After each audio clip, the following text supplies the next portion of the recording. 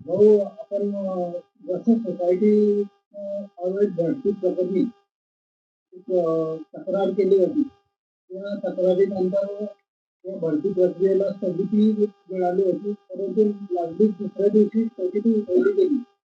याबद्दल काय सांगाल?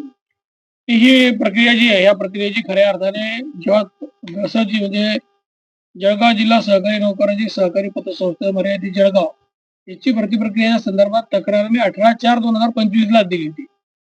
18/11/2025 ला मी ती तक्रार दिली होती. त्यांनी 8/12 ला त्याची जाहिरात काढली आणि जाहिरात काढल्यानंतर मी परत त्यांना एक तक्रार दिली, ज्या दिवशी मी कलेक्टर साहेबांना आणि डीडीआर साहेबांना जाऊन भेटलो पोलिसांना आणि त्यांना काही मुद्दे मांडले, की ही भरती प्रक्रिया 66 लोकांची भरती प्रक्रिया ही जाहिरातीमध्ये दिसत नसलं तरी 66 लोक जे आपण घेतोय त्याच्यामध्ये खऱ्या अर्थाने गुणवत्तेवर आणि शैक्षणिक पात्रतेवर ते लोक आपण जर घेत असू तर त्याची ऑनलाईन भरती प्रक्रिया झाली पाहिजे. एखाद्या IBPS, TCS अशा नामांकित कंपनीच्या मार्फत झाली तर योग्य लोक लागतील. आज या भरती प्रक्रिया संदर्भात जिल्ह्यामध्ये संभ्रम आहे. मोठ्या प्रमाणात लोकांना असं वाटतं की याच्यामध्ये आर्थिक व्यवहार गैरव्यवहार झाला आणि त्यातून अशा काही शिफारसीचे लोक लागले आहेत जेणेकरून जिल्ह्यातले खरे होतकरू आणि गरजू विद्यार्थी ते गरजू लोक जे आहेत यातून राहतील, जो गुणवंत आहे ते राहतील. त्याच्यामुळे हे थांबवा. त्यांनी त्या दिवशी त्याला तात्काळ स्टे दिला. स्टे दिला म्हणजे ते ऐकल्यानंतर त्यांनी स्टे दिला. पण तात्काळ रात्रीतून काय चमत्कार झाला हे समजलं नाही आणि त्यांनी लगेच दुसऱ्या दिवशी तो स्टे उठवला. मी त्याही दिवशी बोललो आणि त्या दिवशी त्यांना मी आंदोलनाचं निवेदन दिलं. कारण शिवसेना स्थायी व्हावा, आंदोलन करणे. आम्ही सहकार कोर्टात जाणार आहे. आम्ही माननीय महाशय हायकोर्टामध्ये ते केलेली आहे. म्हणजे पिटिशन आज दाखल होईल. आम्ही हे सगळं करतोय. पण तत्पूर्वी जळगाव जिल्ह्यातल्या ह्या तरुणांवर जो अन्याय होतोय, तर खऱ्या अर्थाने मी करत असल्यामुळे शिवसेना करते हे खरं आहे. पण याच्यावर सगळ्या राजकीय पक्षांना मी आज आपल्या माध्यमातून आवाहन करणार आहे, की शुक्रवार दिनांक 26 ला शुक्रवारी दिनांक 26 ला 26/12 ला मी आज जळगाव कलेक्टर ऑफिसवर या संदर्भात एक मोर्चा काढतोय. म्हणजे आपल्या माध्यमातून जे लोक ऐकतील त्या सगळ्या तरुणांना अशा पद्धतीत भरतीमध्ये गैरव्यवहार करून खऱ्या अर्थाने होतकरू तरुणांवर अन्याय करणाऱ्या किंवा योग्य तरुणांवर अन्याय करणाऱ्या अशा सगळ्या स्थितीमध्ये आज त्यांच्या संदर्भात एक निषेध म्हणून एक मोर्चा काढला गेला पाहिजे. राज्य सरकारलाही दिसलं पाहिजे. राज्य सरकार तात्काळ त्याला स्टे दिला पाहिजे. न्यायालयात जाऊ, कोर्टात जाऊ, ते लढाई लढू.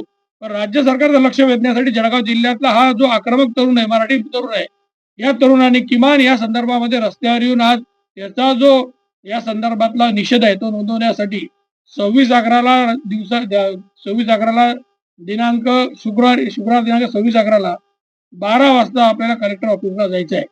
एक मोर्चा काढायचा आहे. माझं आपल्याला सगळ्यांना विनंती आहे की आपण त्या दिवशी मोठ्या संख्येने ह्या अशा पद्धतीने अन्याय होत असणाऱ्या किंवा अशा पद्धतीने अन्याय करणारे जो कोण असेल, संस्थेचे पदाधिकारी असतील, चेअरमन असतील किंवा त्यामागे कोण पण राजकीय असतील, यांना त्याची जागा दाखवण्यासाठी आपण सगळ्यांनी याच्यात सहभागी व्हा ही विनंती करतोय. कारण 26/11 नुसतं आपण आंदोलन 26/12 नुसतं आपण आंदोलन करत नाही. माफ करा, मी 26/11 म्हणतोय. 26/12 आपण नुसतं आंदोलन करत नाहीये.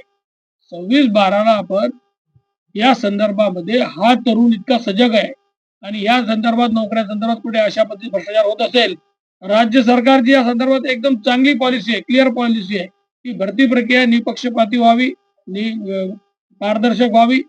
या सगळ्या परीक्षा ऑनलाईन व्हाव्यात. तिथे अँसर येतील, अँसर की येतील, तिथे लागेल तुमच्या प्रश्नांची उत्तरं पण येतील आणि त्या दिवशी त्याचा रिझल्ट लागेल. अशा पद्धतीने भरती प्रक्रिया व्हावी म्हणून सरकारने धोरण राबवल्यावरही काही लोक तो फायद्यासाठी असा भ्रष्टाचार करत असतील तर याला चपराक देण्यासाठी माझी आपल्या सगळ्यांना हात जोडून विनंती आहे. आपण सगळ्यांनी 26/12 दिनांक शुक्रवारी जळगावला कलेक्टर ऑफिसला यावं आणि आपला निषेध नोंदवावा ही विनंती आपल्याला करतोय. आणि मी स्वतः माझ्या पक्ष संघटनेच्या माध्यमातून जाणार आहे. इतर पक्ष संघटनाही याच्यात याव्यात. तर हा एका पक्ष संघटनेचा विषय नसून हा जळगाव जिल्ह्याच्या तरुणाच्या भविष्याचा विषय आहे. त्यामुळे सगळ्यांनी पक्षाच्या सगळे जोखड बाजूला ठेवून आज या आंदोलनात सहभागी व्हावा एवढी विनंती मी आपल्याला करणार आहे. नमस्कार.